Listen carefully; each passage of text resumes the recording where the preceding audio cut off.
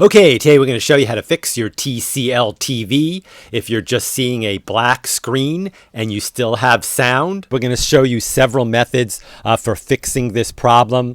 If you stay with us all the way to the end of the video and try each of these methods, there is a very high probability that this problem will be solved for you. Okay, I want you to look around your TV and see if you can locate this little hole. It's usually labeled reset. Most commonly, it's on the sides of the TV or on the back of the TV, depending on your model. If you're unable to locate this reset hole, or you're one of the few TVs that do not have it, stay with me here. Right after this, I'm going to show you another way to do this. To do the reset, I usually recommend bending a paper clip to fit in the reset hole. Push the button down for about 15 seconds until you see the TV restart. Okay, if you're unable to press that reset button, there is a set of buttons that you can push on your remote in a certain sequence that will also reset your TV.